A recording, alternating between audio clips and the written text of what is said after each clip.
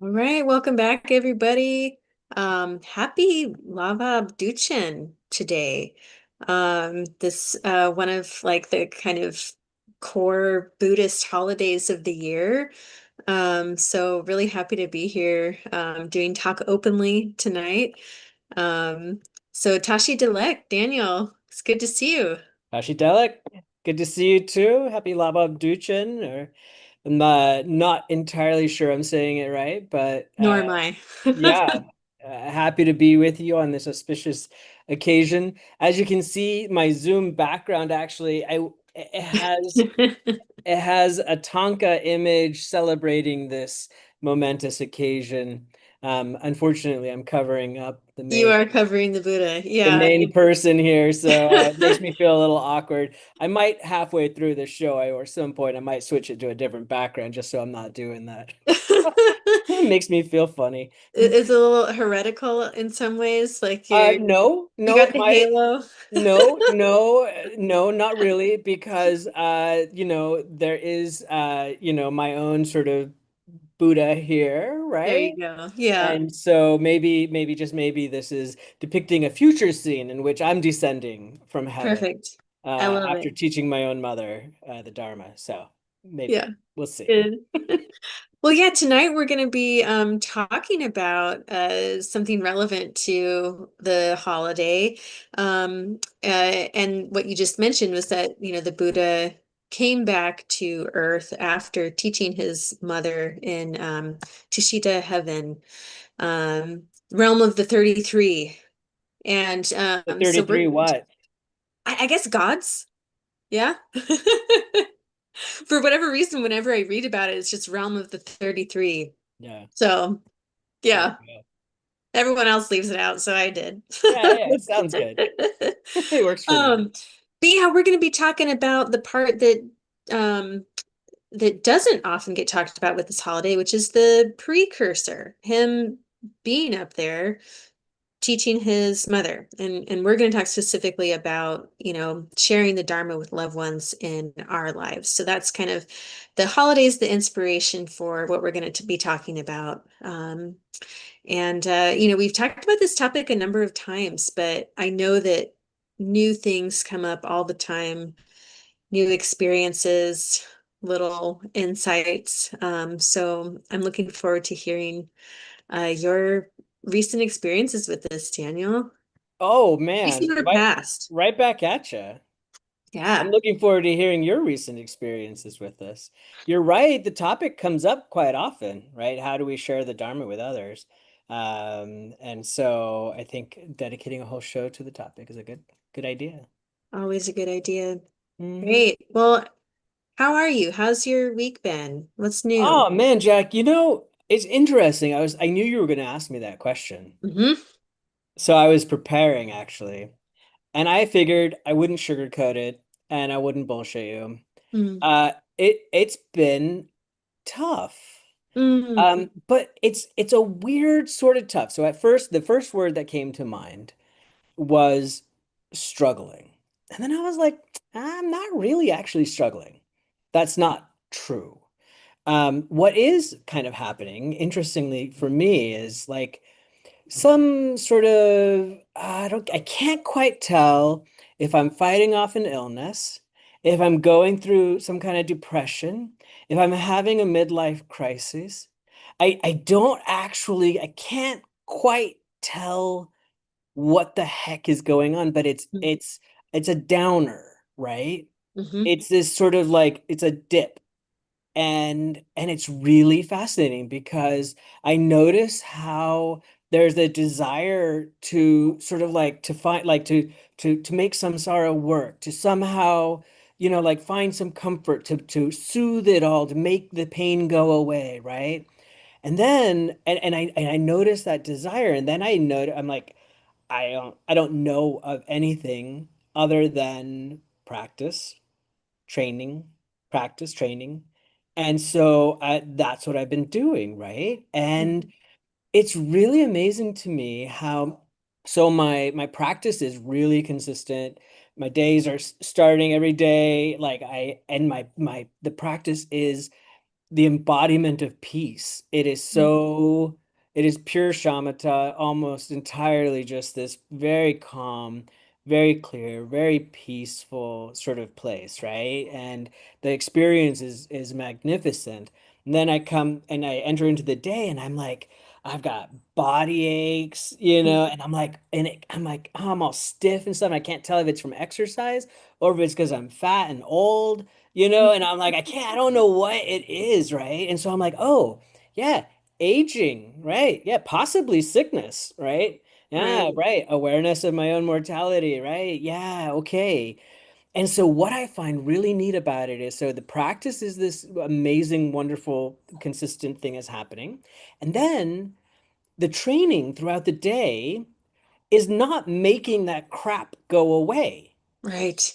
Okay, so like it's really what I actually want, right? I want it to go Hmm. away. Well, But secretly. right, but I don't, it's not actually, I'm not pushing away. Instead, what is going on is I'm really becoming super aware of the awareness of whatever it is that's going on, right? Like I'm just with it. And it's amazing to see how that it's okay. Yeah. It's fine. It's actually totally copacetic. I'll be sitting there and I notice my mind starts to go in these sort of like whatever, storytelling, negative, whatever. And then I just become aware of that and I'm just with it. And I'm like, yeah, yeah, Yeah. right. Yeah, that's it. That's what's going on. And Hmm. so that's what I mean. It's not struggling. It doesn't feel like any kind of struggle. It does, oddly enough, feel like joyful effort. Huh. Oddly enough, right? And the joyful part comes from being able to be very centered, very present with the thoughts, the feelings, the physical and emotional, all these sort of things that I want to try to escape sort of naturally, and how I can just kind of be there with it and be okay. Mm. And that makes me joyful. I'm like, this is damn cool, right? Yeah, like rather than having to like go get higher or get lower or do something, right? It's not reactive at all. It's actually just being with whatever the heck is arising. And what's amazing about it is the way that it sort of like it leads to this experience that's very that is beautiful in its own right. Hmm. Where it reminds me, so per our wonderful teacher's instructions to me, I was talking to him a while ago. He said I was asking for some practice advice, and he was like, yeah, you could do some Mahakala mantras and listen to some Mahakala mantras, and then he said, or you could listen to some opera. Huh. And he goes, it's kind of, he's like, it's kind of similar. He's like, maybe try the opera thing, right? And I was like, nah, mama, I'm not gonna do that. I don't like opera, and I'm gonna do the Mahakala thing. And this is a while ago. Anyway, somehow though, he planted this idea of opera in my head, and I have never liked opera. Never. Yeah. I have tried again and again and again, just like blue cheese, right? Like I keep trying it, and I'm just like, yeah, especially gorgonzola, right? Like yuck. Like I don't like it, right? But now, like like I feel operatic. Like I feel like the weird part is, so I have this playlist, right, that I've listened to. It's the sad opera playlist, okay?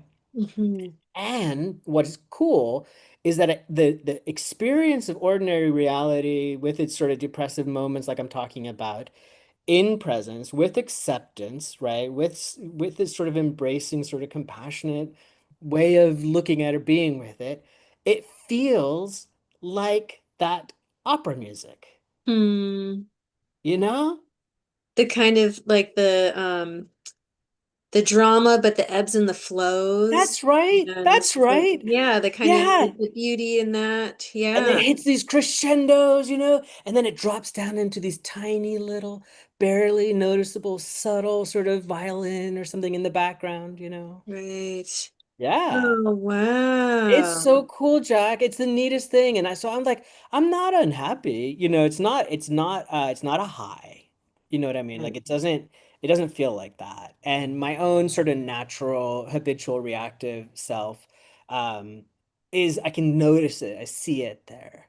But I Mm. notice too that because I'm practicing regularly, um, that then I get to train with these natural, normal ebbs and flows of life, right? I Mm-hmm. cannot expect it to always be pleasant, comfortable, or anything. And so then once I am able to get to a little bit more of this more spacious state, this more accepting sort of state, then some of the other training begins to come in, where I'm like, oh, hey, I'm not alone, actually. If this is aging, there are, probably a billion other guys in the same situation as I am right now, At right? least. At Yeah. least, right? And wow, like that's really cool. I'm not alone. This is normal. And also, oh, let's see, what's it like? Can I take this on for all of us, right? Come Mm-hmm. on. All right, let's do it, right? And it's fun to see how that kind of training what it does to my mind and what it does to my heart, and how it Yeah. takes something that could be seen as so negative or something that needs to be pushed away, and it turns into this kind of like priceless treasure. Mm-hmm. Yeah, Yeah. isn't that neat? It's beautiful. Yeah. I just love that idea of the opera and Yeah, that it's like it's okay, we know that it's a story. that's right. But it's okay to, really feel it, that that's okay. We don't Yeah. need to like just call it, oh, it's just a story. We can engage with it and experience it. And I think I love that as a metaphor. Yeah. Um, Yeah. yeah, very cool. I love that too. I love that. I'm like, man, that's so weird that Llama mentioned opera to me, right? And how funny it is that now I'm like, this I'm in the sad part of the opera right now, or I'm in the whatever it is. I can feel all that emotion. It's freaking Yeah, beautiful. So yeah, that's yeah. where I'm at, and I am so grateful for regular practice, regular practice, right? I think that that's the key because I notice that if the same stuff is arising and I'm off balance with my practice and I'm not consistent with my practice, then the training is a lot harder. And it's a lot hard. It's more then I go into more of a reactive, you Hmm. know, aversion. My reactive thing is aversion, right? To try to ignore, push away. And so that starts to show up, and that's not effective, right? Mm, That just adds more energy to the equation and not in the right direction. yeah, absolutely. Yeah. Well, very cool. I'm going to try that, listen to some opera. Yeah, and um, yeah, not to get too caught up, but just to allow. That's right. That's right. Like, let's listen to the opera, Yeah, right? yeah, Yeah. Don't. yeah. It's funny because all my life, I've pushed opera music away as well. But Hmm. now I think partially because I'm older, right? There's I'm in a a way that different, that works. Yeah, right. Yeah, I'm in a yeah, different place now. So now all of a sudden it has some meaning that wasn't there before. So yeah. that's where I'm at. And I'm grateful for our teacher suggesting opera to me. It is a little bit odd. I'm like, why the hell are you suggesting opera to me? But hey, now we get it. Now we get it. I think I understand. Yeah, I can't wait to talk to him about it in Darshan. Yeah. Well, and how, yeah, just to uh echo that importance of the consistent practice. Um, because then otherwise it becomes too real. Or like it, Oh, it becomes too like the story becomes solid. Um, and no one wants to actually live out an opera. That's that's some drama, right? you know what? I love that you said that. That's the truth, right? Nobody actually wants to live out the opera, but Yeah. we want to observe it, right? And not only that, but it's a performance, Yeah. right? Like I do want to perform, right? I do want to have a rich life that feels like a successful opera. You know what I mean? Like all Hmm. that has the all of it, you know? Yeah, And so I need to, I need to be a good audience for when the dark broody parts are there. there you go. Yeah. Hey, thanks so much for sharing. That's so cool. Yeah, yeah. Yeah, I hope I'm I'm listeners. Hmm. I'm glad that I've had the opportunity and that we can talk about it in this way. So Yeah. it's a wonderful framework and it is helpful. I gotta say, my own experience just today even, it was really neat. I was like, man, like I said, I can't tell if I'm sick or depressed or what. Like I was like, my body was all, my mind was all, whatever as I was like starting my day. And then I went to work, and then about like somewhere around midday, I was like, I'm gonna go to the Dharma Center. I gotta go. I'm gonna go see Tara and just Mm. check in, like whatever. I just want to go over there. And so I did, and I ran into multiple members of our sangha who happened to be there. And Mm. one of them was meditating when I got in there, and so then I went and did my little thing and came and sat with him and meditated for a little while, and then afterward we had this rich discussion, And I just when I left, I felt so like yeah, right. That's family. That's support. That's sangha. That's, like it felt really good to just like this does, right? Talking to Hmm. you, you get what I'm saying. We understand each Absolutely. other, right? Yeah. And there's something about that that make is incredibly supportive, validating, helpful in all these different ways. So Yeah. I'm grateful to you and to the rest of the Lions for Dharma Center Sangha for being my friends and family. It's so good. Yeah. Same. Yeah, yeah, Yeah. good stuff. Well, that's enough out of me. My goodness. Jack, tell me, my friend. Yeah, it's been a couple weeks now because I couldn't come last Tuesday. I had committed to babysitting for a friend that night. She actually ended up getting sick. But as things go, the world samsara is chaotic. She's our neighbor, and we learned that night that her cat got hit by a car. A cat who I like Oh, had fallen in love with, adored. And so just a weird kind of turn of events and so have been offering her a lot of love and support. Hung out with the 1 year old on Sunday. We just walked around for 2 hours. I was carrying her in the, front facing thing. little baby Bjorn. Oh my gosh, it was so great. So Yeah, I'm not going to be a parent in this lifetime. But I love babies and I love kids. So it was just so nice to spend a couple hours with a little baby. yeah. And it was just so fun to like kind of see through her eyes a little bit because with her like right here, looking out, I could see what she was looking at and interested in, and we would like go up to leaves and like touch some leaves and scratch on things to make noises, and it was just so delightful. It was like, gosh, I want to experience that. And there are times where it's kind of when I'm really paying attention that I can access a little bit of that wonder, right? Oh, um yeah. so it was so sweet. But I have to say I've been experiencing a little bit of that downward trend as well. Just yeah, also I think for me some depression, but I've also been like sick off and on for several months. I think Yeah. it's might just be dust allergy or something with winter kicking up the heaters and all that. Um, So yeah, I'm very familiar with what you're saying tonight as well.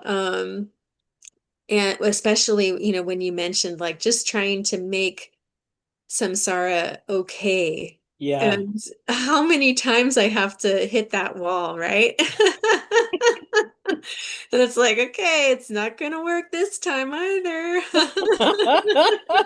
Uh, that's just it, right? Like, Yeah. the fun part about it is in the beginning, you spend a few decades banging your head against the wall. then you take a little break and you see that there's another way. And then you're like, well, wait, actually, was banging my head against the wall a good idea? Let me try that again. And then you do it again, but not for as long. And then you come back to it like, after a while, and you're like, you see the wall, you kind of tap your head against it. You're like, whoa, whoa, whoa, what am I doing? Right, right. How about I walk around the wall? Yeah. How about I not go in the room, Yeah, right? yeah, yeah. I'm gonna go look at the sky right now. Yeah, yes. So yeah, I've especially today I really wanted to, commit myself to a day of really mindful awareness and practice with it being the holiday. Apparently, good actions get multiplied 100 million times, right? So you really want to be on top of it. Um, I was trying to be really attentive today, despite what felt like I think maybe my lowest day the last week. I just felt really down. Yeah. Um, and so that was special to say, okay, and at the same time, like I'm doing my training and I'm really paying attention. And I'm keeping it, at front of mind throughout the day. Okay. I was fortunate to be able to take a half day because I just randomly had an open afternoon. And so came home early, did some extra practice. Um, I did prostrations to the 35 Buddhas today, which is a Oh, really nice. cool practice that I learned from Sravasti Abbey, but that recently Lama also gave instructions at the retreat. Yeah. And I just really, really love this practice. If you haven't checked it out, there's actually a really good like follow along video on YouTube, Prostrations to the 35 Buddhas, and I can't remember the name of the channel, but you'll see it. It's right up there. And so sometimes what I'll do is I'll just put that on and I'll, be doing my prostrations while, listening and then repeating when I can. But what's great is like if you can do full prostrations through the whole thing, it's like a workout. It's a And of workout. course, of course, that's not the purpose, but something about like the physicality of That's it, right. Yes. that the heat, like building up the heat, and, Yes. and also the commitment to keep going, right? And Yeah, the because at like Buddha number like 17, you're like, oh my gosh, I gotta, yeah, I'm halfway there. I gotta I'm let halfway there. it. And after that, I still have to recite some stuff. And Okay. also, what am I doing? What? Right. Right. Exactly. Sometimes if I'm doing it and like, my roommates are home and like passing by my door, because I have to leave my door cracked for my cat, otherwise he will Yeah. be very angry. Yeah. So sometimes I'm just wondering, like I just doing prostrations for like 15 minutes and but yeah, it's one of my favorite practices, so I'm really glad Do I you did. have do you have, so I love all the names. Yes. Okay. It's been a minute, but the one of the ones that I liked a lot was, is it Glorious Sandalwood? Yes. Yeah, Glorious Glorious Sandalwood. Sandalwood. Yeah. And someone else, King, Steadfast King of Mountains, right? Yeah. Yeah. Yeah. I love Deity of the Celestial Waters. Oh, oh, yes. Yeah, yes, Yes. yeah, exactly. They're the Yeah. names, it's fun actually. I really enjoy at the in the beginning I was like, I don't get it, all these names, Oh, good.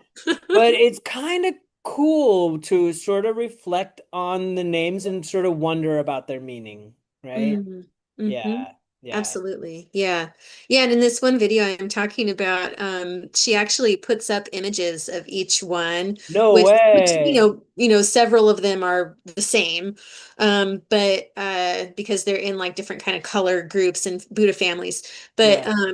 uh there's their names with a description of what the name is and what the Buddha is, and how many times, how many eons will get purified when you say their name. Ooh. Yeah, so I really recommend checking out. Maybe Well, I'll, can you say what the, like, I don't know, give us something to look up the YouTube yeah, thing. I'm gonna look it up right now. Okay. Um, because it is very cool. So, Venerable Yonten is the name of the person and the channel. Um, and I do the medium length, which is 17 minutes, and the long one is just 19 minutes more. So, um, but yeah, So, so I think it's you do really the cool. medium one with three times each? Yes. Okay. Yeah. Venerable Venerable Yonchen. Yonten. Yeah, so Mm-hmm. if you Google, even if you just do a YouTube search for Venerable 35 Buddhas, you'll get it. Mm-hmm. Yeah. So cool. Okay, I've got it here. No, Yeah. this is good stuff. Great. Thank you. Yeah, you're welcome. Yeah. Mhm. It's been fun. So, but otherwise, yeah, it's kind of a similar boat where it's just like, how about I just experience this, this feeling and this discomfort, and yes, I want it to go away. And, sometimes Oreos do help temporarily, but I observed it today. I was like, I wasn't just mindless. I was like, I'm gonna have an Oreo. I want to have an Oreo. I know that it's not going to fix it. Yeah. Yeah. Right? Yeah. So I think that that's okay with me. Um, Yeah. so yeah, I'm doing okay. And I am so grateful for our training and for our teacher and like you said, our sangha. So Yeah. Yeah. feeling blessed. That's awesome. I'm Yeah. so happy, Jack. I appreciate you sharing that. Yeah. It's it's interesting, right? That we get so many benefits from our practice, and there's this natural desire to want that for everybody, Mm, right?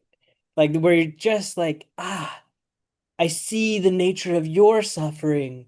Let me just show you the way this helped me. I know it'll help you, right? And that hence the mm. topic for tonight's show. Mm-hmm, Yeah, mm-hmm. yeah. Yeah, yeah, Yeah. Do you think before we do that, should we jump into it, just do a little bit of some Lojong before we jump yeah. into that? I think that Yeah. sounds great. All right, cool. Awesome. Let me share my Lojong generator screen here.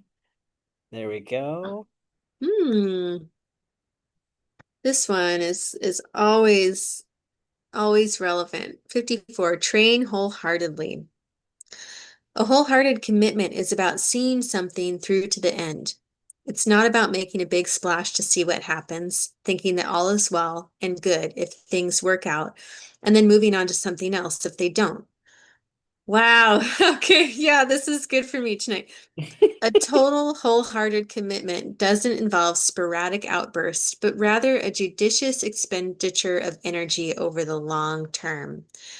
Courage is also an essential element in our practice, and it's for better to overestimate what we want to achieve than to underestimate it. We should never think, I'll just aim small because I only have the capacity to become a slightly better person. Our expectations must be realistic, and we have to fulfill them in a graduated manner. But we should always set our goals high and do what we can without hope or fear. Oh my God, okay, so the Hmm. very last bit of this is what I was thinking the entire time. So I this entire thing, like I am not a wholehearted commitment guy. I am a commitment phobe. I've been married multiple times, Hmm. whatever. I can't, I'm like commitment is like scary to me. I don't want to do it, right? Yeah. And what I notice here is that I do in fact have this sense with Buddhism as a whole and with my practice in particular that I'm like, yeah, maybe I won't keep doing it forever or whatever. I'm not my point is that mentally my commitment level varies. It vacillates. Sometimes Yep. I'm like all in. Other times I'm like, what the hell am I even doing here? Like whatever. Yep. But that last little point we could do without hope or fear is that actually what keeps me going is that I don't have anywhere to go. I Yeah. this whole thing is hopeless, right?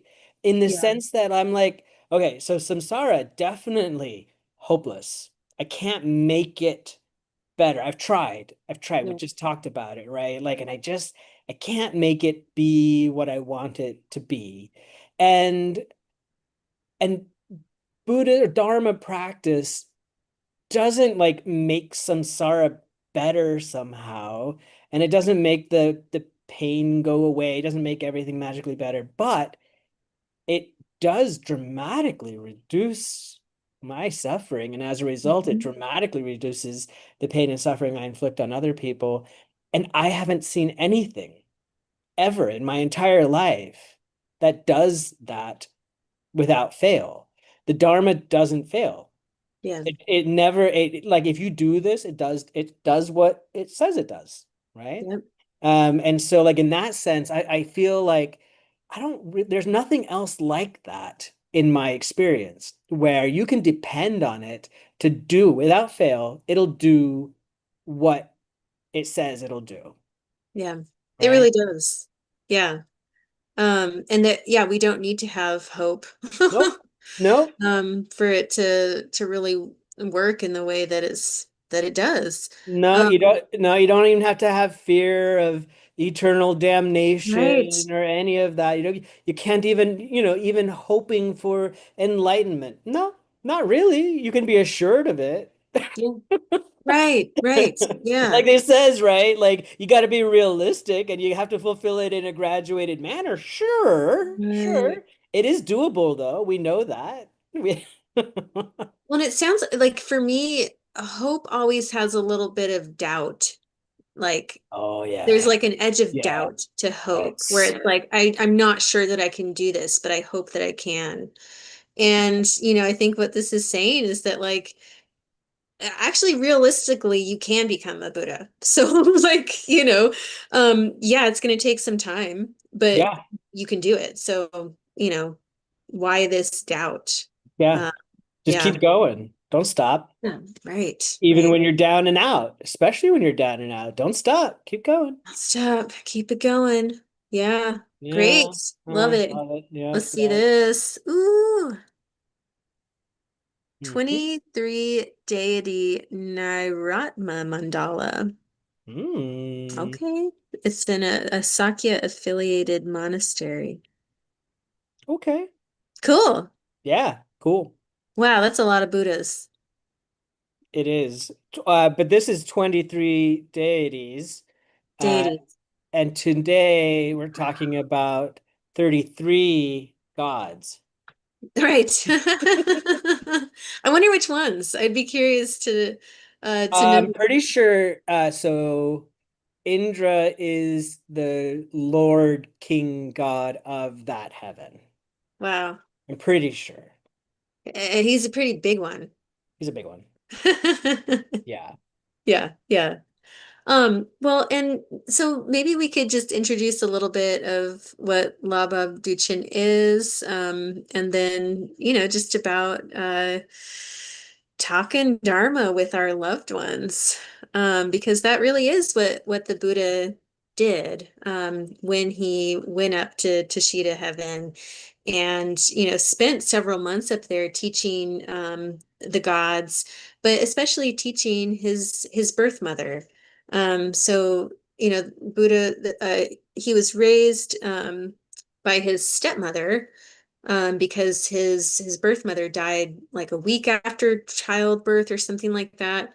The causes of her death are somewhat unclear. They don't really talk about it in detail, at least in the sutras, but um, he knew that he wanted to repay her kindness, even though he wasn't raised by her, but she brought him into the world, and so that was and died probably likely because of his birth, um, and so I think what's really beautiful about this story, um, is that it's such a perfect example of ways that we can repay the kindness of our parents, which is a, a pretty foundational topic within, Lam Rim Dharma practice.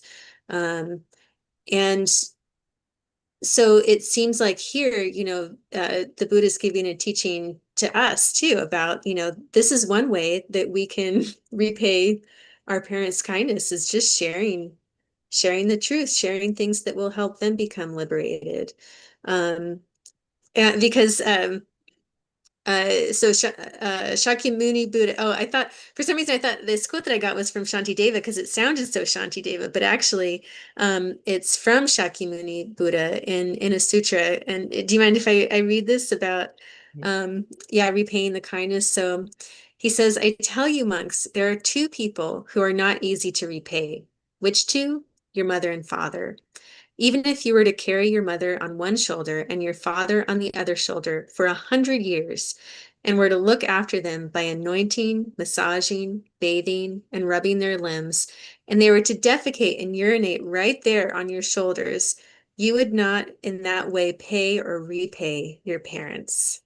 It's quite a visual. Yes, it is. Yes. Um, and so that just it inspired me to think about, while I'm not a Buddha and I don't have the skills of Buddha Shakyamuni when he went up to teach his mother, um, thinking about ways that I can share the Dharma with my parents and other loved ones in my life. So that's kind of what I was hoping to talk about today.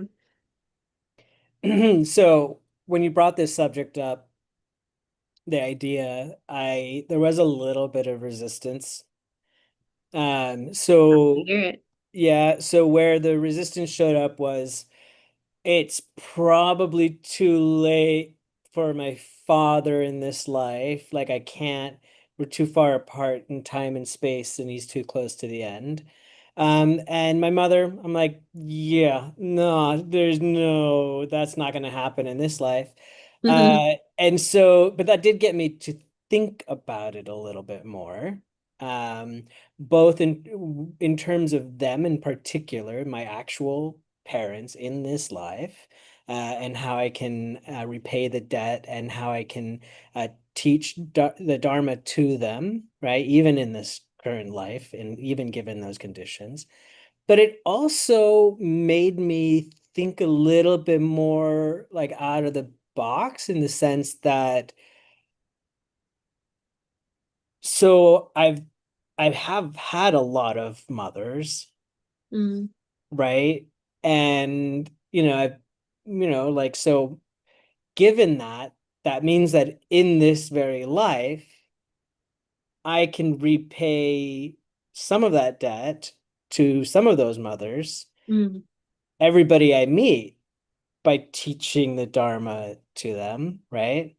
And so it opens it up a little bit more, right? mm. So that it's not so like it broadens my view beyond just these two actual parents in this life, Right. right? Yeah. And then of course there's the question of how, right? And that part, I'm like, dude, I have no place to be teaching Dharma. Right. I know, right? Well, and in past conversations about this topic, we've mentioned that quote where remind us who this quote is from, the about preaching. This is from Lama, actually, right? Well, yeah, yeah, yeah. So it was oh, okay. It was saying Saint Thomas. no, not Thomas, not Thomas. It was oh, he's the one that the AA quote is from. Oh, Oh, it'll come to me. I'll say it in a moment. yeah. But anyway, it actually turns out that the saint to whom it's attributed, there's no record that it's actually attributed to him. So Okay. it's just a general quote, but it was shared with me by Lama when I asked him, I said, I need to, this is years ago, and I said, I need to teach the Dharma to my kids, to my family, to everybody I know. How do I do that? And then he said, at all times, preach the gospel, and as a last resort, use words, Mm. which Hmm. is the quote, and you could change it, at all times, preach the Dharma, and as a last resort, use words. So it hit me like a ton of bricks. When he Hmm. said it, it literally just like all of my like everything went out the window. Everything I thought about teaching, and I was like instantly, I was like, oh, Yeah. I get it. Right. Yeah. Be the teaching, right? Like don't go around mouthing off, right? I did that early on and that backfires, you It know. does. I think all people new to Buddhism are like this, are guilty of this, but you learn really, really quickly not to do that, right? Oh, yeah. My partner earlier, I was sitting I was sitting there, my partner was leaving, and she said, "Hey, like, what's your topic tonight on Talk Openly?" And I was like, "Oh, it's teaching the Dharma to our loved ones." And she looked at me and she said, "Don't." Don't.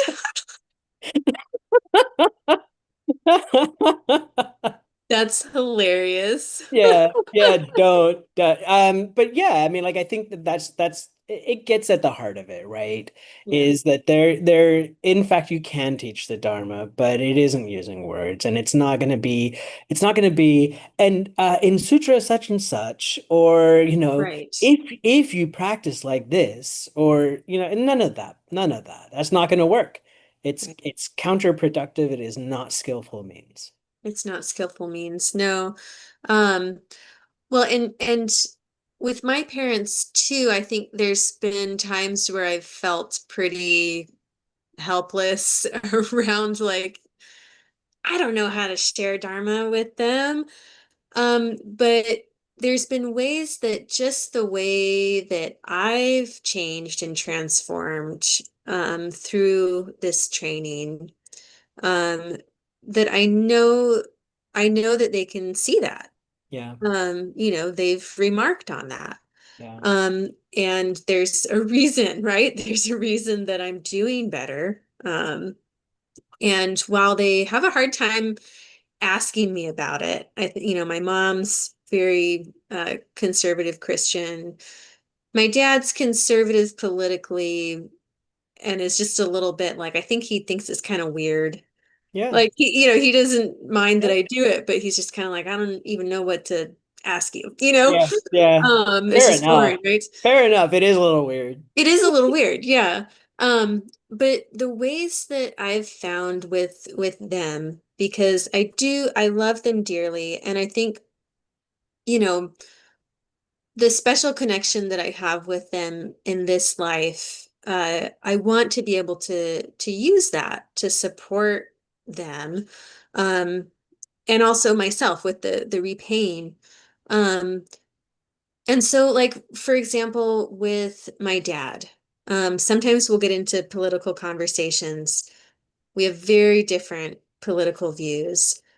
And I think one of the ways that I've shown him what I've learned is just simply by how I talk with him now. So rather than escalating and really defending my position, and being the only right one in the room. I listen more, I ask questions, I share where I'm coming from, but I'm not trying to shove it down his throat, right? Yeah. And that very much has come from my training. Um, as well as, sometimes I'll sprinkle in like, the reasons why what are some of the reasons why I believe this is that I really feel that everyone deserves to be happy and I think everyone has the capacity for good. Yeah. And so I think we should support society that encourages that. Yeah. And so, sometimes the Dharma and politics can, emerge a little bit. Um, but so that's kind of my approach with him. Um, with my mom, so what's interesting is that she's already got, some religious practice through Christianity. And so with my mom, I just really like highlight ways that she's being compassionate or loving. Um, and just encouraging, right? Yeah. Basically like keep going, Yeah. keep Right. keep loving, keep being kind. That's right. In other words, right? So Yeah. With my sister, spreading out, like branching out, um, we can really rile each other up. We have very similar political views, and so we'll Yeah. just like get, chatting, and it can be a little bit like I'll definitely go down in the depths, right? Where I'm just like mad and like pissed off and whatnot. So I need to work on my approach with my sister. She knows that I practice Dharma, and she, has asked questions. I One way I supported her a lot was when her cat was dying, her young cat was dying of cancer, and I definitely encouraged her to stay present rather than, drinking or smoking, whatever it was. Like, do your best to stay sober, stay present for this. And so, there's little ways I think that we can really help people um, approach life with less suffering, that don't have to be direct. Like you were saying, they don't have to come for word from a sutra or anything like Right. that, but just um, these really helpful kind of, like Lam Rim style teachings or Yeah. Lojong. Yeah. So Yeah. it's kind of what I'm doing I like it. I like it. lately. Yeah. So one of the things that you're pointing to is that the way in which you teach depends on who is listening, who Yeah. it is that you're trying to reach. Father in one way, mother in another, sister in another. Yeah. And that is actually, that's the recommended way, right? Is to know your audience, to know who it is that you're talking to do it by invitation as well, right? And the Yeah. invitation does not mean somebody saying, teach me Dharma, right? That's not Mhm. it necessarily. But the invitation is a natural opening for this kind of thing. What Yeah. I notice is that it's interesting that, whoever it is, it oftentimes comes up with my kids, right? But everybody in my life has had enough of Daniel's Buddhist BS, right? But I learned, don't go there. So I don't say any, I don't do any, like, it's been a long time since I've said, and Buddha or my Lama says, or none of, I don't do any of that. Mum's the word. Like, I just, nothing, right? Mhm. But what I do notice is that people do talk about their suffering, right? A lot. Yeah. And what I notice is that there's a natural sort of like, first of all, I have to be very present and allow all of it to come out, right? Like to observe, to witness, I have to sort of channel my inner Lama, right? The way that Mm. he treats me in Darshan, like that's how I want to be when I'm engaging with somebody who's talking about their suffering and their pain, right?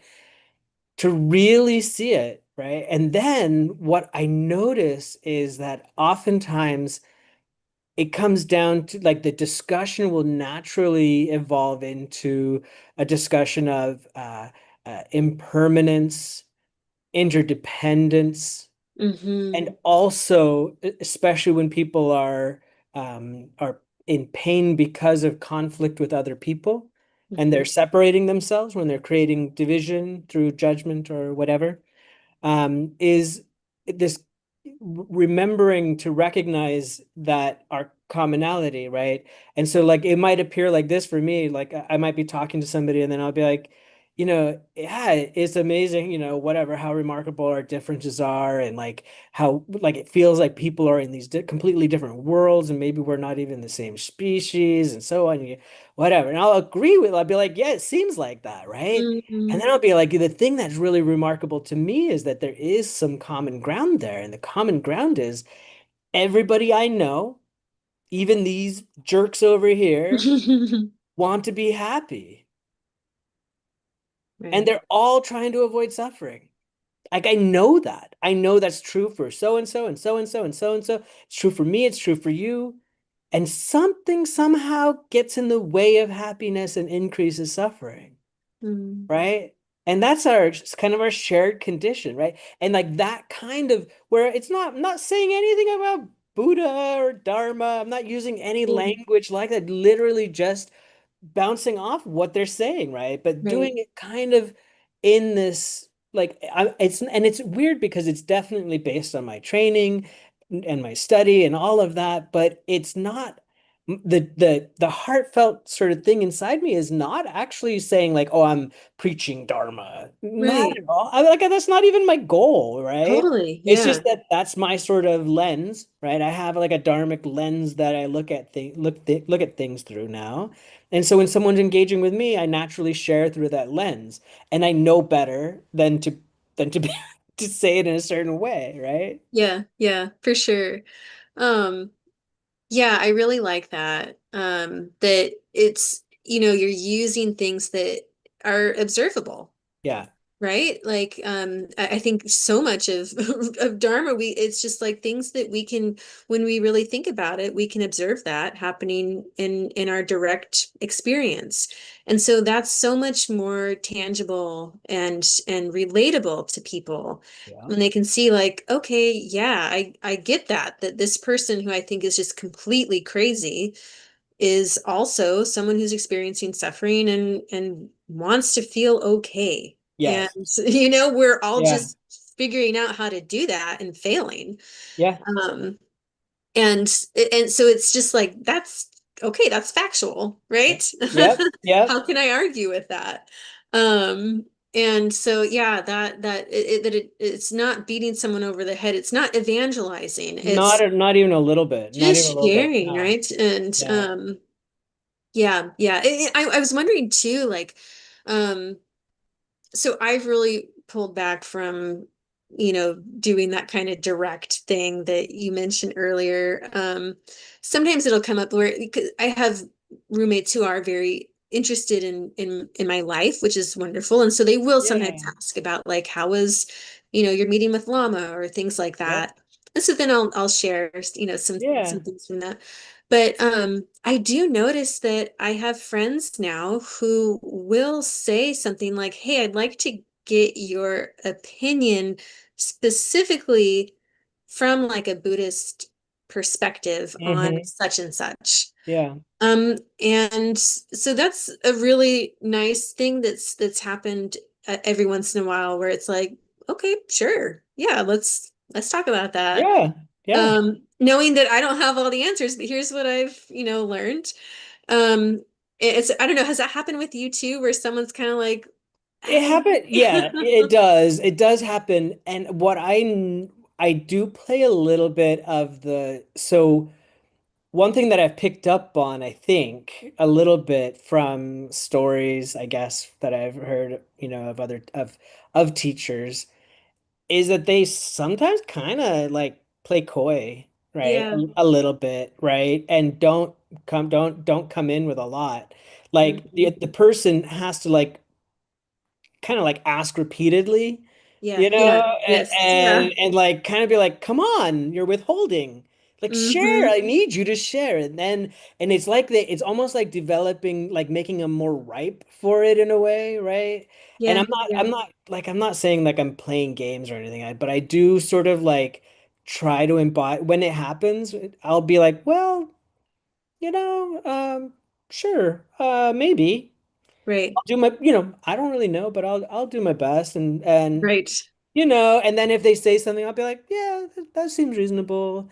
Or what, Totally. like just like not be like, yes, and this is how it is. And this And is how, right. Yeah, because that just kind of reinforces like these ideas around religion as being dogmatic and that's right. we don't want that. That's not what Dharma is. No, Um, no, and that's the yeah. thing is that almost everybody that I talk to is coming at it from sort of at least a conditioned, an Abrahamically conditioned mindset, Right. right? Even if Right. they're not even religious, they're still looking at it from God and judgment and morality and whatever, like that Right. kind of stuff. And I'm like, it's none of that. Like Yeah. it's not that stuff. That's not how it works, right? Yeah. Right. And I love it when people it makes me feel really good when somebody asks me that kind of a question though, Hmm. because it like they're recognizing that I'm a Buddhist, right? And I'm Yeah. like, ooh, ooh. That feels good, It does right? feel good. Not Yeah, in like a not so much like in like an identification sort of way, but just more like in a like wow, I'm in. I'm a that yeah, somebody who's not a Buddhist thinks I'm a Buddhist. That's really cool. yeah, yeah, for sure. Well, and I'm proud of it in a way, right? Like Yeah, I'm yeah. really like I'm so glad that I found this training and so it is kind of like a validation that yeah, this is where I want to be because it helps me connect with others. And yeah, speaking of that kind of coy thing, like so I've had a couple friends ask about meditation. Yeah. And really the kind of things that I suggest is like start with 3 minutes, right? Yes. Start Yes. with three Yes. minutes. Just, Oh, just see, dude. focus on your breath, just notice, right? Yep, yep, That's Jack, it. I'm telling you, man. I'm telling you, that's the one that comes up the most, right? Yeah. Is meditation advice. And I like there's something inside of me that's like jumping and wanting to like and do this and do that and like this and then it's Yeah, so good yeah. for you.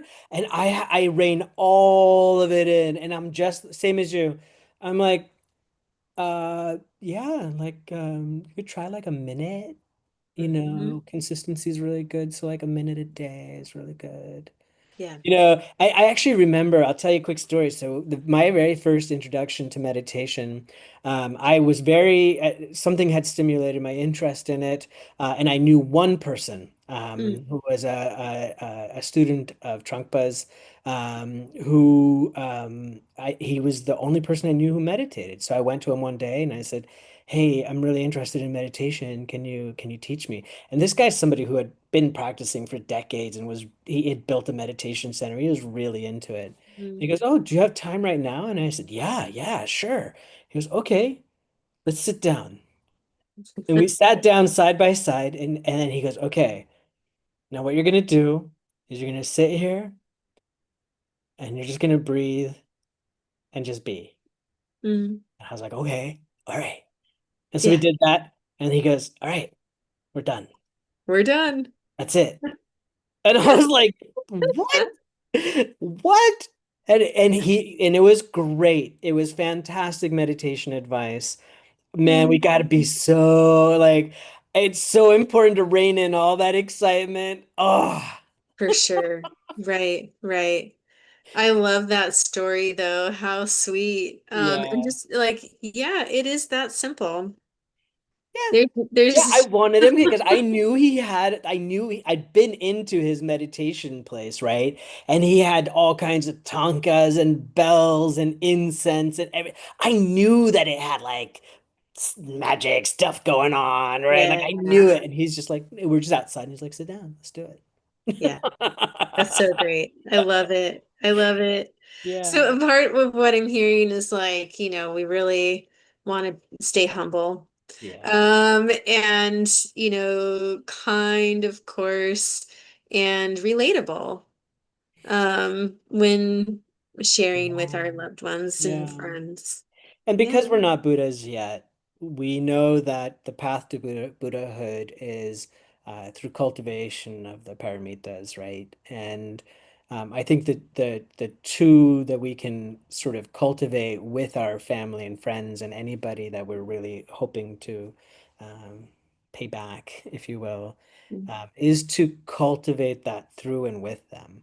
So Mm-hmm. practicing generosity with our parents, and I'm not talking about buying them stuff or whatever, just our time being Our with time. them, listening, not being argumentative, that kind of thing. Like generous with our letting go, like giving up ourself, right? Our notions of all the things that we're trying to defend, and then being patient and being knowing like, man, it may take a long, long time, maybe a few eons, right, before we finally repay that debt, but it's a graduated path. It's Mm-hmm. realistic. We will do it. But we just gotta keep at it. Aim Yep. high. Aim high. Aim high. And just chip away. Just Yeah. keep going, man. Yeah. Oh, Daniel, thank you so much. Thank you, Really Jack. enjoyed What a this pleasure. What a conversation. pleasure. Love Yes. it. Yeah. And those listening, we appreciate you so much. If you can make a donation, please do. LionsRoarDharmaCenter.org. We'd appreciate it. Any merit generated by this discussion, I dedicate to our parents. Yes. Oh, I love that. Yes, to our parents. To our parents. And that reminds me, any dana that one gives on a holiday, it's going to be like That's multiplied right. That's millions of right. times. So, virtue we can do. Yep, yep, yep, yep. Good. Nice plug, Jack. Thanks.